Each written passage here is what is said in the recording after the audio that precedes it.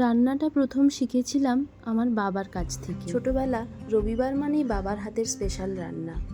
বাজার থেকে পাবদা মাছ নিয়ে এসে কত ভালোভাবে পরিষ্কার করতেন, আর আমি পাশে দাঁড়িয়ে দেখতাম। বাবা বলে, রান্না শুধু পেট ভরানোর জন্য নয়, ভালোবাসা মিশিয়ে বানাতে হয়। আজ সেই কথাগুলোই মনে করে বানাচ্ছি দই পাবদা। নরম পাবদা মাছ, ঘন মসৃণ দইয়ের ঝোল আর ঘরের গন্ধ, সব মিলিয়ে যেন ছোটবেলার রবিবারগুলো ফিরে পেলাম। দই পাবদা বানানোর জন্য পাবদা মাছগুলোকে ভালোভাবে ধুয়ে পরিষ্কার করে লবণ আর হলুদ মাখিয়ে আধা ঘন্টার জন্য রেখে দেব। সেই ফাঁকে আমরা কিছু মশলা বানিয়ে নেব। ব্লেন্ডিং জারে মশলার পেস্ট বানানোর জন্য একে একে দিয়ে দেব একটা বড় সাইজের পেঁয়াজ, 4-5টা রসুনের কোয়া, 1 ইঞ্চি আদার টুকরো, বড় সাইজের টমেটো আর 4-5টা কাজু বাদাম। কড়াইতে সর্ষের তেল দিয়ে খুব ভালোভাবে গরম করে একে একে মাছগুলোকে দিয়ে দেব। মাছগুলোকে ভাজার সময় কিন্তু ঢাকা চাপা দিয়ে দেবো, তাহলে কিন্তু তেল ছেটানোর ভয় থাকবে না। এইভাবে হালকা উল্টে পাল্টে মাছগুলোকে ভেজে তুলে নেব। জানো, রান্নাঘরের অনেক স্মৃতির মধ্যে বাবার পাশে দাঁড়িয়ে রান্না শেখার মুহূর্তগুলো আমার কাছে ভীষণ প্রিয়।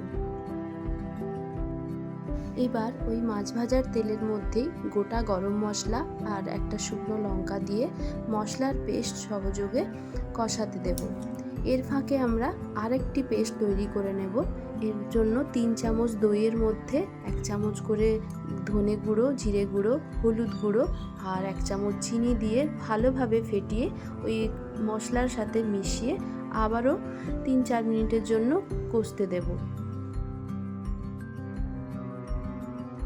এবার পর্যাপ্ত পরিমাণে জল দিয়ে ঝোল ফুটে ওঠা অবধি অপেক্ষা করব।